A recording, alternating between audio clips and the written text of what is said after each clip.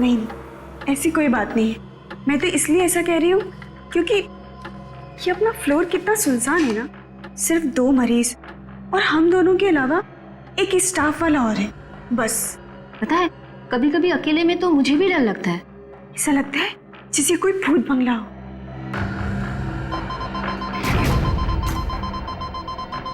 कोमल, एक इमरजेंसी है first floor पे, मैं अभी आती हूँ। हाँ।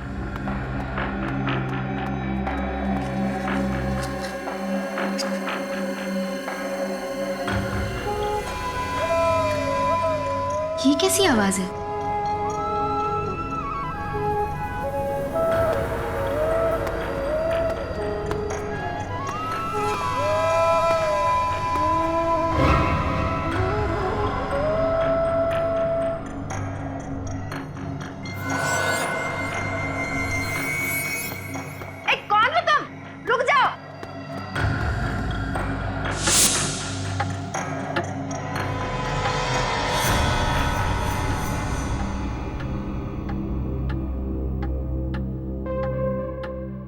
ये काम अधूरा छोड़कर कोमल कहाँ चली गई?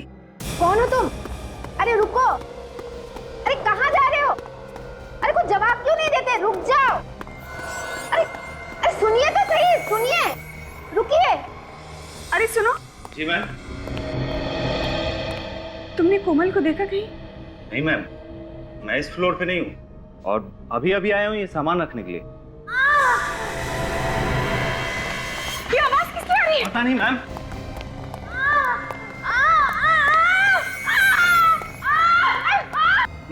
मैम इनके कानों से तो खून आ रहा है। जल्दी से चलेगा, आईसीयू ले जाना पड़ेगा, जल्दी जल्दी। जी।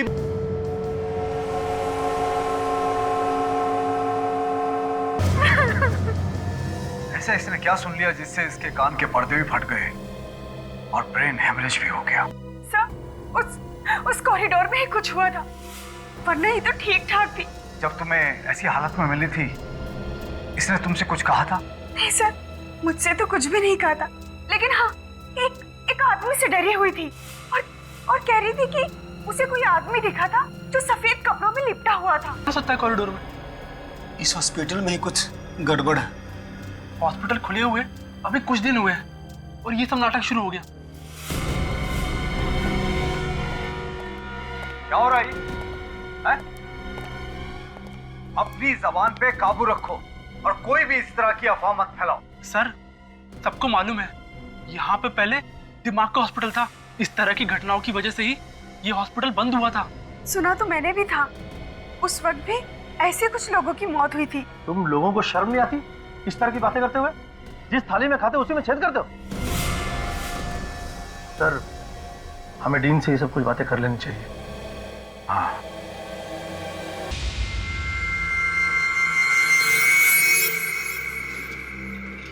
अरे यार श्रवण, ये कॉरिडोर तो ठीक ठाक दिखता है, फिर कोमल मैडम की मौत कैसे हो गई? वो सब बातें मत कर, कोई सुन लेगा। हमें क्या लेना देना उस बात से? लेना देना है, आखिर उसकी मौत अचानक कैसे हो गई बिना किसी वजह के? रात को 4 बजे ये सब बातें डिस्कस कर रहा है तू? आसपास कोई हो सकता है। कहाँ पे? मैं बोल भी नहीं सकता हूँ, वो सुन लेंगे तो नाराज हो जाएंगे। तुम्हें ना यार पक्का डरपोक है।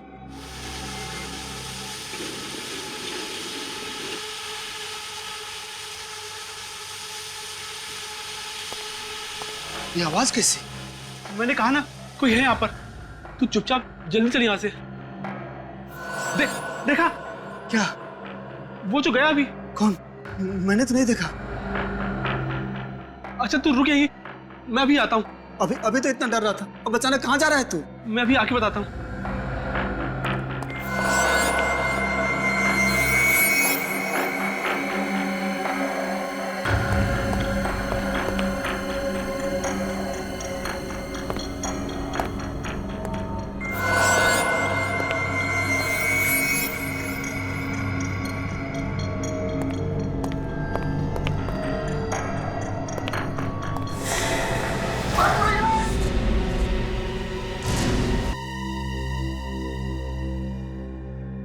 समझ में नहीं आ रहा। श्रवण के कान के पर्दे फट गए और कोमल के भी, और फिर दोनों को ब्रेन हैमरेज हो गया था।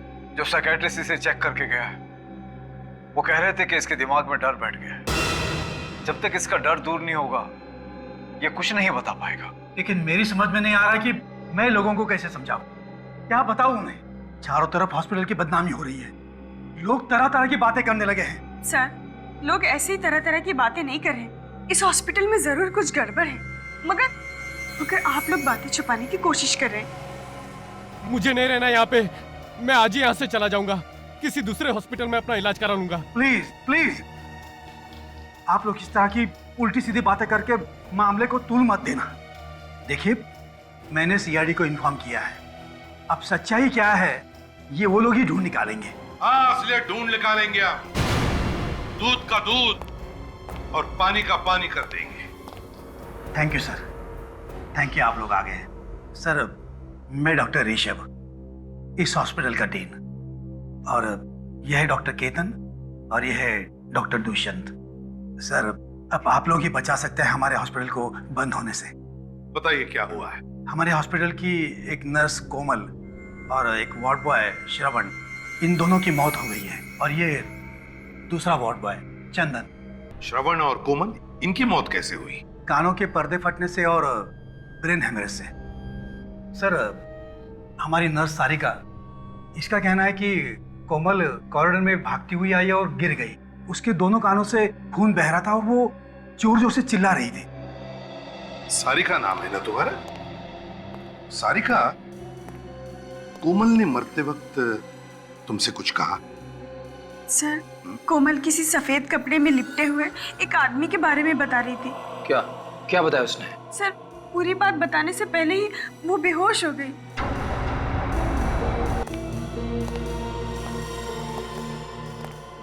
चंदन और श्रवण, क्या इन दोनों के साथ भी वैसा ही हुआ जैसा सारिका बता रही है? जी सर, इन दोनों की मौत भी ठीक वैसी हुई, और वो भी उसी कॉरिडोर में। अच्छा, ये चंदन ने खुद कुछ बताया था? नहीं सर, ये कुछ बोलने की हालत में नहीं है। बोलने की हालत में नहीं है? डॉक्टर साहब, हाँ, चंदन, श्रवण और कोमल, इन तीनों के मेडिकल रिपोर्ट्स और चंदन का ब्लड सैंपल चाहिए हमें। श्योर। और वो कॉरिडोर दिखाइए जहां पर कान के पर्दे फटने से और ब्रेन हेमरेज से दो मौतें हुई हैं। आइए सर। चलिए।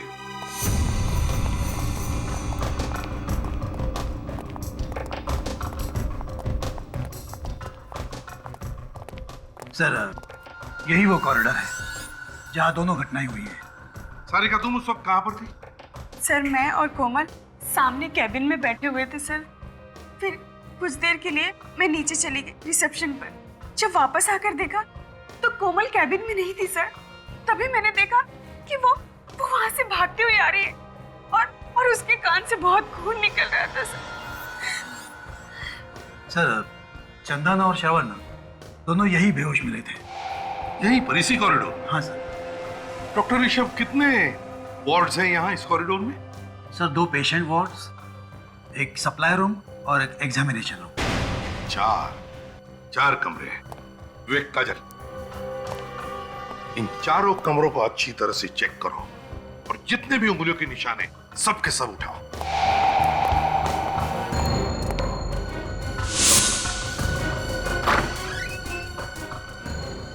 इसे एक बात बताओ, कोमल ने जो सारिका को बताया था उस सफेद कपड़े में लिपटे हुए आदमी के बारे में, क्या तुमने देखा है उसे? नहीं सर, सफेद कपड़ों में ऐसा कोई आदमी नहीं दिखा आज तक, मगर हाँ, कभी कभी अजीब सी आवाज जरूर सुनी है। आवाज? जी सर। कैसी आवाज? सर, जैसे किसी पाइप में से कोई हवा पास हो रही हो।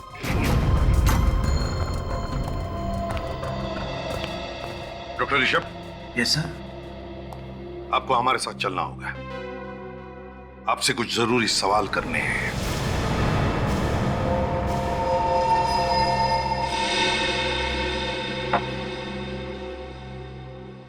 देखिए मिस्टर ऋषभ, घबराइए मत। अखबार में छपने से आपका हॉस्पिटल बंद नहीं होगा। बंद तो नहीं होगा सर, लेकिन बदनामी तो होगी ना। हाँ, बदनामी तो जरूर होगी, क्योंकि वहां काम ही कुछ ऐसा हुआ है। सबसे पहले तो आप अपने स्टाफ को समझाइए। सबके सब चिल्ला रहे हैं कि वो जगह डरावनी है। सर, मैंने बहुत समझाया उन लोगों को कि वो जगह डरावनी नहीं है, लेकिन 1970 में जब वहाँ दिमाग का हॉस्पिटल बना था, तभी से किसी ने अफवाह फैला के रखी है वहाँ। अफवाह? कैसी अफवाह? यही कि उस जगह में कुछ गड़बड़ है और इसीलिए वो दिमाग का हॉस्पिटल बंद कर दिया गया था। लेकिन उसके कुछ दिनों बाद हमारे चैरिटेबल ट्रस्ट ने फिर से परमिशन लेके ये हॉस्पिटल बनाया था। अब तक तो सब कुछ ठीक ठाक था, लेकिन अचानक ये मौत होने लगी। देखिए ऋषभ जी, ये मौत अचानक नहीं हो रही है। कोई है जो जानबूझ के ये खून कर रहा है। कौन हो सकता है वो सर? ये आप बताइए, आपको किसी पे शक है? सोच के बताइए। कोई ऐसा आदमी जिसे आपके हॉस्पिटल बंद होने से फायदा होता हो? हाँ सर, कुछ लोग तो है जिन्हें हॉस्पिटल बंद होने से फायदा होगा। कौन लोग हैं वो? कुछ बिल्डर्स है सर, जिन्हें हमारे हॉस्पिटल के बारे में सब कुछ पता है। क्या क्या पता है? यही कि हमारा ट्रस्ट बिल्डिंग तोड़ के नया हॉस्पिटल नहीं बना सकता, मगर हमारे ट्रस्ट ने उसी बिल्डिंग को रंग और प्लास्टर करके ये नया हॉस्पिटल शुरू कर दिया है। उन बिल्डर्स को लगा होगा कि ये ट्रस्ट गरीब है, इसलिए अफवाह सुन के जगह छोड़ के भाग जाएंगे। ठीक है, आप जाइए। और हाँ, उस फ्लोर पे जितने भी मरीज हैं उन सबको वहां से हटा दीजिए। जरूर सर। चलो। इस हॉस्पिटल का इतिहास टटोलना होगा और बिल्डर्स के बारे में भी पता करो। कौन लोग हैं जो हॉस्पिटल बंद कराना चाहते हैं?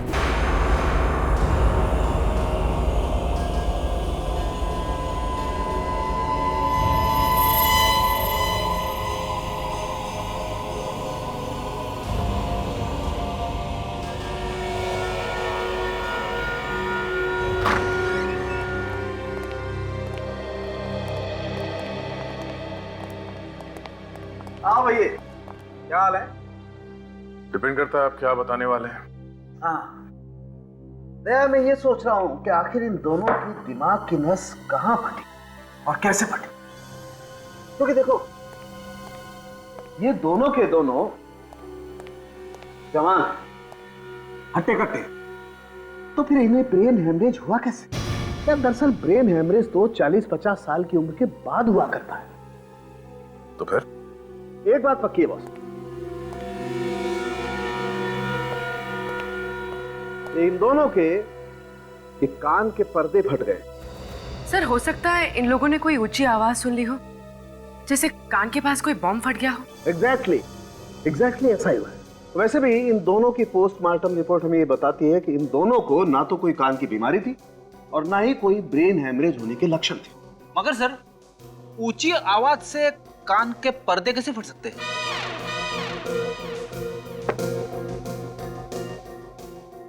अपना कान यहाँ लाओ, अपना कान मेरे मुंह के पास लाओ। हाँ! जवाब मिल गया क्या? क्या बोला? ये तो गया। अरे क्या बोला? कुछ सुनाई नहीं दे रहा है। दया, ऐसी 4000 मेगाहर्ट्ज की आवाज अगर कान के पास क्रिएट की जाए तो कान के पर्दे फट सकते हैं। चाट बाजार? अबे चाट बाजार नहीं, 4000। फिर वही चाट बाजार। खाने की बातें यहाँ पे क्यों कर रहे हो सर? कहीं की बातें कहीं। आप मजाक कर रहे हो क्या? डॉक्टर साहब, मैंने आपसे कई बार कहा कि फ्रेडी के साथ रिस्क मत लो। हाँ यार, गलती मेरी ही है बॉस। सर, अगर हॉस्पिटल में इतनी जोर की आवाज हुई है तो और लोगों ने भी सुना होगा, मगर वहां पे तो किसी ने कुछ सुना ही नहीं। अब यार, ये तो नहीं पता किसी ने वो आवाज क्यों नहीं सुनी, लेकिन ये बात पक्की है कि इन लोगों के कान के पर्दे इतनी ऊंची आवाज की वजह से ही फटे। और ब्रेन हेमरेज? ब्रेन हेमरेज कैसे हुआ सर? पूर्वी, इन दोनों का ब्रेन हेमरेज भी वही हाई फ्रीक्वेंसी साउंड की वजह से हुआ है। मैं बताता हूं, आओ। देखो दया, जिस ऊंची आवाज की वजह से इनके कान के पर्दे फटे हैं, उसी ऊंची आवाज की वजह से इनके दिमाग में एक किस्म का केमिकल रिएक्शन हुआ, जिसकी वजह से इन दोनों के दिमाग की नसें फट गई और इन दोनों का ब्रेन हेमरेज हो गया। मगर सर वो दूसरा वार्ड बॉय चंदन, उसे ब्रेन हैमरेज क्यों नहीं हुआ? उसके तो सिर्फ कानों के पर्दे फटे हैं। ये भी पता चल जाएगा, जैसे ही उसकी ब्लड रिपोर्ट आएगी ये पता चल जाएगा। और वो जो उंगलियों के निशान मिले थे डॉक्टर तारिका हॉस्पिटल वार्ड के दरवाजे के ऊपर से, उसमें कोमल या श्रवण की उंगलियों के निशान मिले? नहीं, अभी तक तो नहीं मिले। मैं एक निशान से मैच करके देख रही हूँ।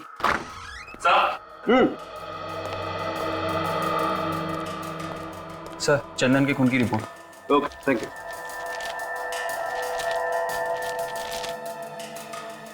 Oh my God! क्या हुआ सर? अरे यार, चंदन के खून में तो ऐसी मिली है जो उसे ठीक होने ही नहीं देगी। इस चंदन को तो गलत दवाई दी जा रही है बॉस। ये दवाई हॉस्पिटल में दे रहा होगा कोई, फिर दवाइयां बंद करनी होगी, वरना वो कभी हमें सच्चाई नहीं बता पाएगा। इसे हर तरह की दवाइयां कर दी, लेकिन इसकी हालत में कोई भी सुधार नहीं आ रहा। ममता, तुम ऐसा करो, जो प्रिस्क्राइब्ड इंजेक्शन है ना वो इसे दे दो। जी डॉक्टर। 1 मिनट, बंद करिए, रोको। इसे अब और उल्टी सीधे दवाएं नहीं दी जाएंगी, समझे? आप कौन सी उल्टी सीधी दवाइयों के बारे में बात कर रहे हैं? वही जो आप लोग इसे दे रहे हैं, इससे ये कभी ठीक नहीं होगा। ये क्या कह रहे हैं आप? देखिए, हमें इसके खून में मिले हैं, जिससे इसका दिमाग हमेशा के लिए बंद हो जाएगा। लेकिन ये कैसे हो सकता है? हम तो इसे वही दवाइयां दे रहे हैं जो प्रिस्क्राइब्ड है।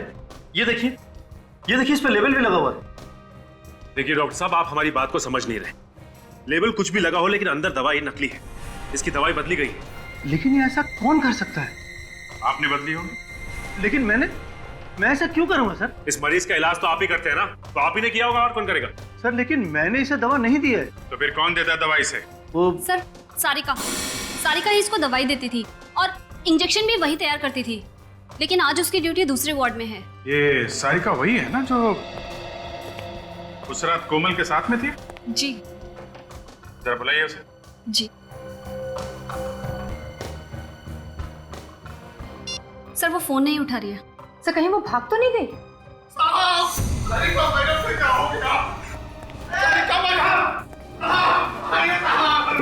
क्या हुआ?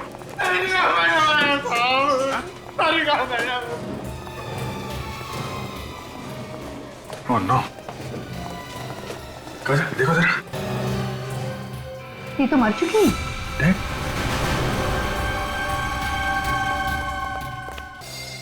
लगता है जहरीली पेन मारी गई है और नीला पड़ गया आसपास। काजल, अच्छी तरीके से बॉडी चेक करो। सब कैसे हुए ये सब? साहब, मैं डिटर्जेंट का बॉटल लेने गया था साहब, तो उसी टाइम देखा कि सारिका मैडम मरी पड़ी है। तुमने यहाँ पे और किसी को देखा?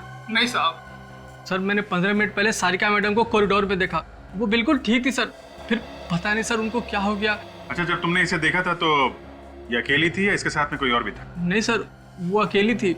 वो तो सर अपना हाजिरी बना के स्पेशल वार्ड में किसी मरीज का ब्लड प्रेशर चेक करने गई थी। मैंने भी उससे नई दवाइयों की फाइल के बारे में पूछा था, तब तक तो वो सही थी। फिर कौन मार गया उसे? सारिका खूनी को जानती थी। ऐसा ही लगता है। और खूनी को लगा हुआ कि हम इस सारिका तक पहुंचने वाले हैं, इसलिए उसने सारिका का खून कर दिया। इस सारिका तो सिर्फ एक महारा थी अभिजीत, असली खूनी तो अभी भी शराफत का मुखौटा लगाकर घूम रहा है हॉस्पिटल में। इसके शराफत का मुखौटा उतारने के लिए कोई चाल चलनी पड़ेगी क्या? क्योंकि खूनी को पता चल चुका है हम उस तक पहुंचने वाले हैं, इसीलिए उसने सारिका को मार दिया। सारिका के हस्बैंड से पूछताछ करेंगे, उसे कुछ ना कुछ तो मालूम होगा वो किसके लिए काम करती थी। मगर वो भाग गया, कभी ना कभी तो वापस आएगा ना। सर, उस हॉस्पिटल का ब्लूप्रिंट मिल गया है सर, और ये फाइल है सर, इसमें उस हॉस्पिटल की पूरी जानकारी है सर। और सर, ये वो नक्शा है जब वहाँ पे दिमाग का हॉस्पिटल था सर, और ये वाला अभी का है, अभी के चैरिटेबल हॉस्पिटल का सर। ये दिमाग का हॉस्पिटल बना 1970 में और बंद हुआ 1990 में। जी, इस दोनों नक्शे में कुछ ज्यादा फर्क नहीं है, बिल्कुल एक ही जैसे हैं। ये बिल्डिंग बनाया गया, बस ये कुछ ब्लॉक्स बनाए गए नहीं, बाकी तो ऐसे ही है। डीन भी यही कह रहा था।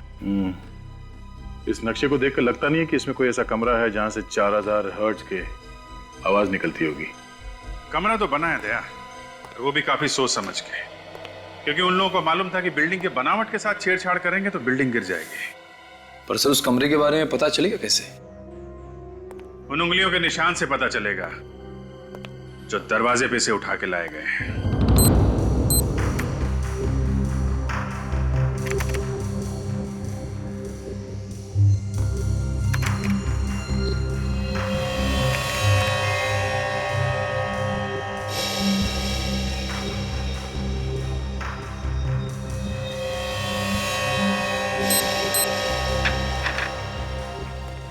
अभिजीत, हॉस्पिटल के उस कॉरिडोर में जितने भी दरवाजे हैं उन सब पर उंगलियों के निशान तो काफी है, लेकिन मरने वालों में से किसी की भी उंगलियों के निशान वहां पर नहीं है। कमाल की बात है, एक भी निशान नहीं है। नहीं, एक और कमाल की बात है, उस कॉरिडोर में एक कमरा ऐसा भी है जिसके दरवाजे पर सिर्फ 2 लोगों की उंगलियों के निशान है। और वो 2 निशान है किसके? विवेक और काजल के। विवेक और काजल की उंगलियों के निशान उस दरवाजे पे मिले?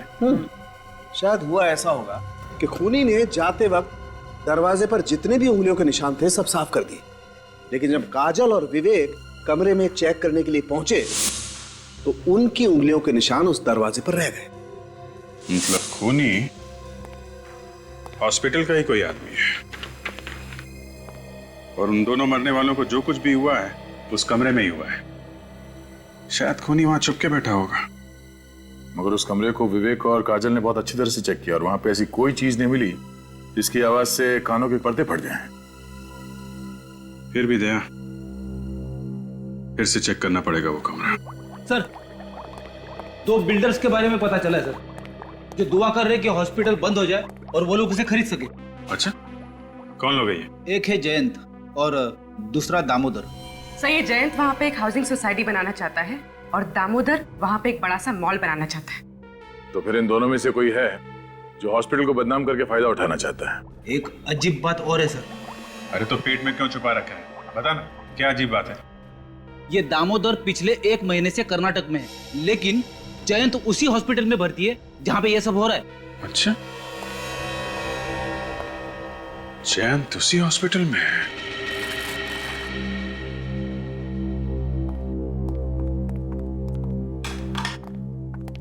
कैसे है मिस्टर जैन? कैसी है तबीयत आपकी? क्या बताऊं सर, कैसा हूं। यहाँ खून हो रहा है, चारों तरफ डर है, मैं भी डरा हुआ हूं। हमें तो लगा कि आप बहुत खुश होंगे कि 2-4 लोग और मर जाएं और ये हॉस्पिटल बंद हो जाए, और हॉस्पिटल के बंद होते ही यहाँ पे आप एक नई बिल्डिंग खड़ी करते। सर, जैन बहुत बड़ा आदमी है, उसके साथ छेड़छाड़ करने से हंगामा हो सकता है, और फिर अगर न्यूज़पेपर में आ गया तो हमारे हॉस्पिटल की बदनामी होगी सर। तो अब क्या हो रहा है, हैं? अब क्या हो रहा है डॉक्टर ऋषभ? कोई कसर बाकी है हॉस्पिटल की बदनामी होने की? जो कुछ भी हुआ है ना, इसी कमरे में हुआ है, इसी कमरे में। सर, यहाँ तो मरीजों की जांच होती है। तो फिर इसका मतलब है बहुत सारे मरीज आते होंगे इस कमरे में। हाँ। तो फिर उनके उंगलियों के निशान कैसे नहीं इस कमरे के दरवाजे पर? क्या बिना हाथ लगाए अंदर घुस आते? क्या आप क्या कह रहे हैं? मैं भला ऐसा क्यों करूंगा? मैं कुछ समझा नहीं। इतने नासमझ तो आप लगते नहीं हैं। आप इस हॉस्पिटल की जमीन को खरीदना चाहते हैं ना, इसलिए हॉस्पिटल को बदनाम करने के लिए आपने लोगों का खून कर दिया। यहाँ का स्टाफ और यहाँ के मरीज हॉस्पिटल छोड़कर भाग रहे हैं, लेकिन आप है कि यहीं पे चिपके हुए। क्यों? मैंने खून नहीं किया। तो फिर हॉस्पिटल में मरीज बन के आने का आपका मकसद क्या है? मरीज हूँ तो मरीज बनकर ही आऊंगा ना। रेडी? या जितनी भी मशीन है, एक एक मशीन को अच्छी तरह से चेक करो, एक एक मशीन को। कोई भी चीज छूटनी नहीं चाहिए। वो चीज यहीं पर छुपी है जिसमें से वो भयानक आवाज आकर लोगों के कानों के पर्दे फटे, समझे? वैसे ये आपकी रिपोर्ट तो बताती है कि आपके दिल में दर्द उठा था और आप भागते हुए हॉस्पिटल चले आए थे, लेकिन हॉस्पिटल के डॉक्टर्स का कहना है कि आपके सीने में दर्द कुछ नहीं हुआ था, सब नाटक था। जब तक दर्द चला गया था। ओह, आपका दर्द चला गया, लेकिन आप यहाँ पे चिपक कर बैठ गए। क्यों? बोलती बंद हो गई ना? इस हॉस्पिटल में जो भी खून हो रहे हैं आपकी देखरेख में हो रहे हैं, और यहाँ तक कि कोमल और सारिका का खून भी आप ही ने करवाया है। ऐसी कौन सी चीज है वो? ये जो आपकी सारी मशीन है ना, सब खोल कर देखेंगे पता चल जाएगा कहां से आवाज आती है वो। खोल के देखेंगे? जी हाँ। ये मशीनें खराब हो जाएगी सर, बहुत कीमती मशीनें हैं ये। आपकी मशीनें कीमती है या इंसान की जान कीमती है? कैसे डील है आप? कैसे डॉक्टर है आप? आपको ऐसे नहीं लगता कि पता लगाना चाहिए क्यों जाने जा रही है लोगों की? रेडी? ये सारी मशीन खोलने का हमारे पास सामान है ना? है ना सर, गाड़ी में लेकर आओ और मजदूर भी लेकर आओ। कुछ तोड़ के देखना। तोड़ना है? सर आप मानो या ना मानो, ये खून मैंने नहीं किए। तो फिर मरने से पहले सारिका इस वार्ड में क्यों आई? मुझे नहीं मालूम, हमेशा तो दूसरी नर्स आती थी, पता नहीं उस दिन वो क्यों आई थी। उस दिन कौन सी नर्स ड्यूटी पे थी यहाँ पे? ड्यूटी तो मेरी थी, पर सारिका यहाँ पे क्यों आई थी ये मुझे नहीं मालूम। ये तो हम पता लगा ही लेंगे, लेकिन जब तक ये केस सॉल्व नहीं हो जाता आपको इस हॉस्पिटल में कुछ और दिन आराम करना होगा। जी हाँ जी, बोलिए क्या चाहिए? हम लोग सीआईडी से। आप प्रतीक हैं, सारिका के हस्बैंड? जी। देखिए, एक अजीब बात पता चली है। जो आदमी हॉस्पिटल में मर्डर कर रहा है, आपकी वाइफ उसके साथ मिली हुई थी। शक था मुझे भी यही शक था। जरूर वो कोई गलत काम कर रही है। अगर आपको शक था तो आपने पूछा नहीं अपनी वाइफ से? पूछा था सर, लेकिन उसने कुछ नहीं बताया। चुप चुप के रोज फोन पे बातें किया करती थी किसी से।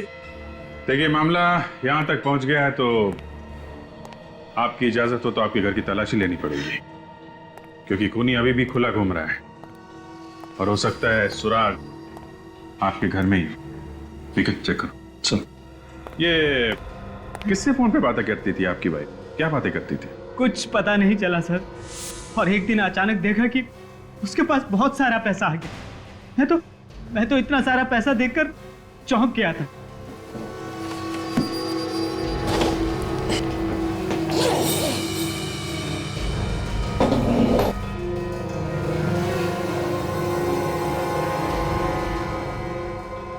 सर, तो म्यूजिकल इंस्ट्रूमेंट ये आप बजाते हैं? ये कहां से आई? अच्छा, आपके घर में मिला और आपको मालूम नहीं? कहां से आई? सर मुझे कुछ नहीं मालूम, मैं तो इसे पहली बार देख रहा हूँ। सर कहीं वही इंस्ट्रूमेंट तो नहीं है जिसकी अजीब सी आवाज उस कॉरिडोर में सुनाई देती थी? हो सकता है ये बजता था और लोग वहां पहुंच जाते थे ये सुनने के लिए कि क्या बज रहा है। मगर हाँ, कभी कभी अजीब सी आवाज जरूर सुनी। आवाज? जी। कैसी आवाज? सर जैसे किसी पाइप में से कोई हवा पास हो रही हो। यही है, वैसी आवाज जैसे उस मरीज ने बताई थी। ये सारिका किसके लिए काम कर रही थी?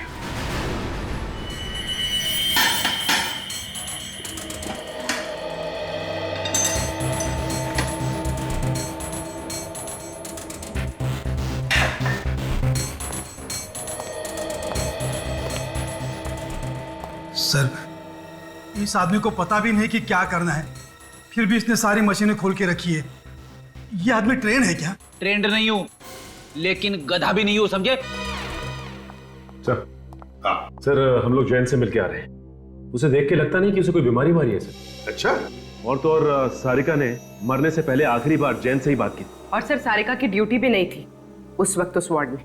तो बताइए डॉक्टर ऋषभ, इकट्ठा कट्ठा आदमी जयंत आपके हॉस्पिटल में मरीज बनकर लेटता है और आपकी हॉस्पिटल की नर्स सारिका उससे मिलने के बाद मर जाती है। कैसे? मालूम नहीं सर। और सारिका, बताइए सारिका वहां पर गई क्यों उस वार्ड में जब उसकी ड्यूटी नहीं थी? मुझे मालूम नहीं सर। अरे इसके अलावा कोई जवाब है क्या रे आपके पास?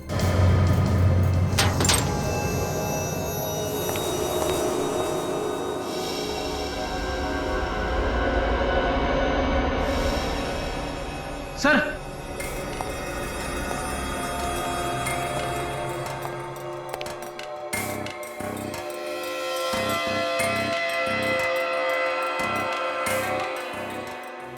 सोनिक वेपन, आवाज का हथियार। ये भी आवाज का हथियार। ये भी 3 आवाज के हथियार। कौन से हथियार सर? कौन से हथियार? ये वही हथियार है जिसमें से वो भयानक आवाज निकलने की वजह से चंदन, कोमल और श्रवण के कान के पर्दे फट गए। ये तीनों डिवाइसेस इस मशीन के अंदर कैसे पहुंचे? यही तो हम भी पूछना चाहते हैं आपसे डॉक्टर ऋषभ, कि तीनों के तीनों आवाज के हथियार इतने बड़े मशीन के अंदर कहां से आए? बताइए कहां से आए, बताइए। सर ये देखिए सर, ये वायरिंग इस कमरे से होके उस कमरे की तरफ जा रही है। लेकिन सर वो आवाज इतनी जोर से हुई कि उन तीनों के कान के पर्दे फट गए, तो फिर वो आवाज हमें क्यों सुनाई नहीं दी? आपको क्यों नहीं सुनाई पड़ी? सचिन, बाहर मजदूर आए होंगे, बुलाओ उन्हें अंदर।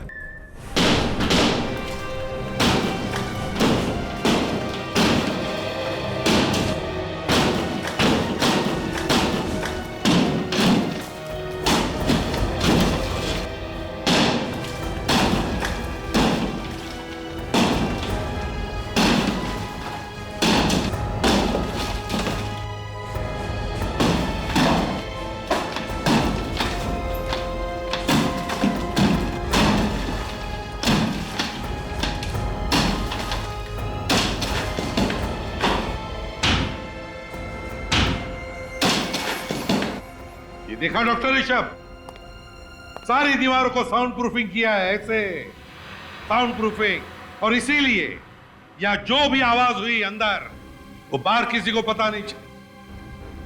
सचिन, अच्छी तरह से जाकर चेक करो, देखो, ढूंढो इसका स्विच कहां पर है। हाँ फ्रेडी, बंद करो अभी।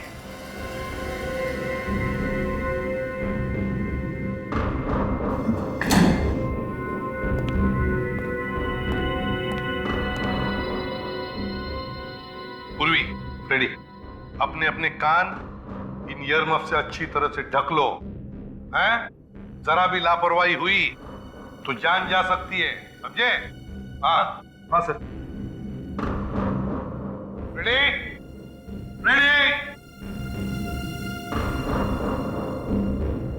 सर जरा सी भी आवाज सुनाई नहीं दे रही है। Very good, excellent.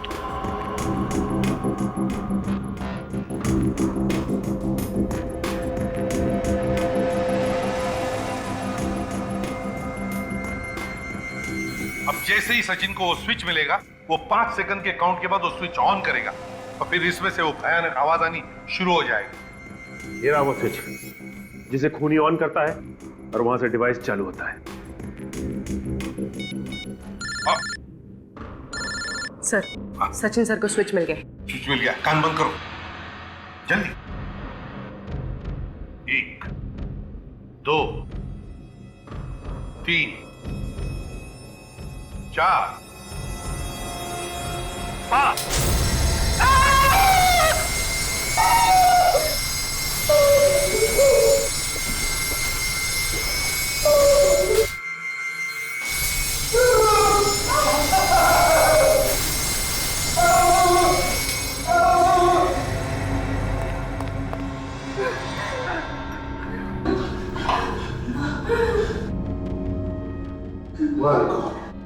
भयानक लाइट है,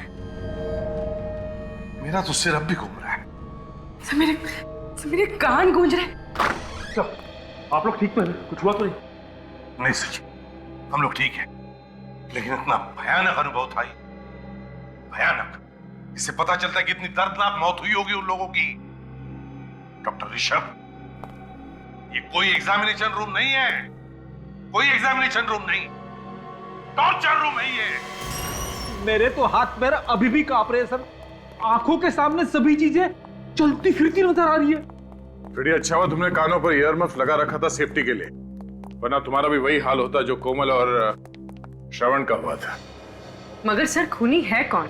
जैन पे शक है, लेकिन सबूत नहीं है उसके खिलाफ। मगर अभिजीत, जिस तरह से कमरा बना हुआ है, ये रिनोवेशन के वक्त ही प्लानिंग की गई होगी, उसी वक्त ये कमरा बनाया गया होगा। उसके बाद बनाते तो शायद हॉस्पिटल के स्टाफ को पता चल जाता। मगर एक बात पक्की है, खूनी जो कोई भी है उसे आवाज की फ्रीक्वेंसी और लाइट के बारे में सब कुछ मालूम है। अच्छी तरीके से जानता है वो आदमी कि इन चीजों के इस्तेमाल से कैसे किसी को मारा जा सकता है, कितनी आवाज से कान के पर्दे फट जाएंगे, कब ब्रेन हैमरेज होगा, सब कुछ जानता है। काम कोई मनोचिकित्सक या दिमाग के बारे में जानकारी रखने वाला ही कर सकता है। खूनी कोई साइकेट्रिस्ट है। लेकिन सर उस हॉस्पिटल में कोई साइकियाट्रिस्ट नहीं। कोई तो है पूर्वी, कोई तो है जो असलियत छुपा के वहां पे रह रहा है। उसे बाहर निकालने के लिए कोई खेल खेलना पड़ेगा, कोई दिमागी खेल। ऐसे कब तक इंतजार करेंगे? कम से कम मरीजों के बारे में तो सोचो। सर, हमें और भी मरीजों को देखना है, हम लोग चलें? नहीं, एसीपी साहब का ऑर्डर है, वो लोग बस आते ही होंगे।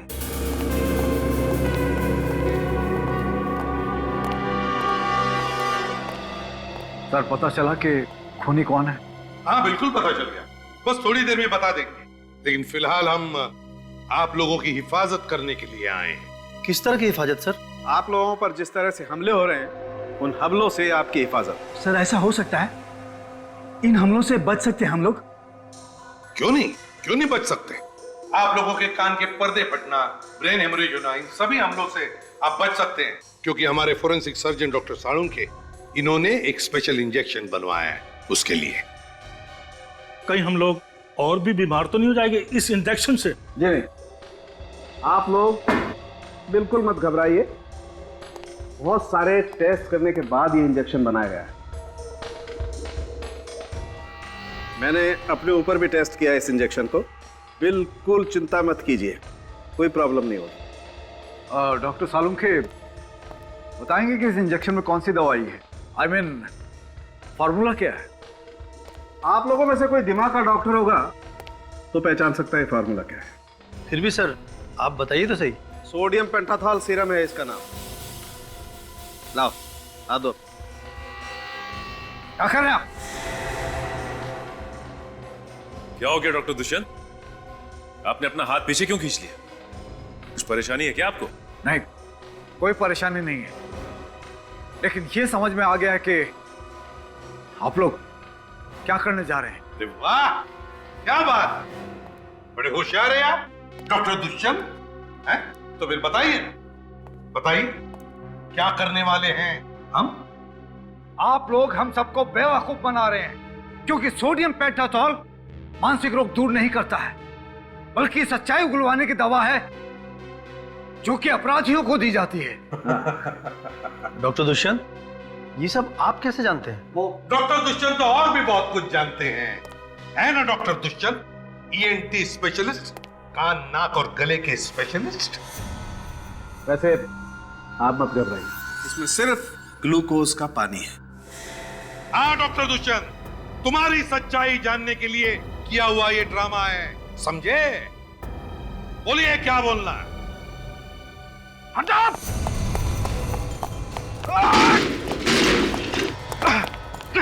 नहीं डॉक्टर, अब भागने की कोई गुंजाइश नहीं है, चलिए। क्यों डॉक्टर दुष्यंत, है? क्या हुआ? थक गए? आपका क्यों? सर इसे ऐसी सजा देना जो जिंदगी में फिर कभी ऐसा गुनाह करने के बारे में सोचे भी तो रूह कांप जाए इसकी। तो बताओ क्यों किए ये खून तुमने?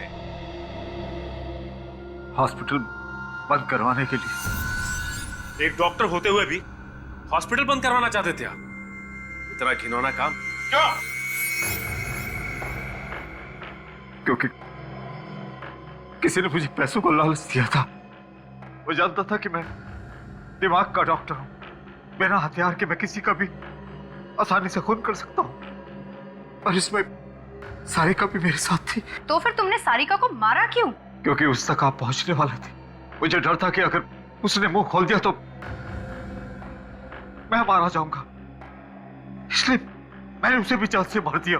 पैसों की लालच वो किसने दिखाई तुम्हें? दामोदर ने। वो यहां पर एक मॉल बनाना चाहता था। और तुम भूल गए कि तुम एक डॉक्टर हो। जान बचाना तुम्हारा काम है, जान लेना नहीं। भूल गए तुम, पेशे से गद्दारी की तुमने, हिपोक्रेटिस की शपथ भूल गए तुम, 3-3 खून किए। अब जेल में सड़ते बैठना, फांसी का ऑर्डर आने तक।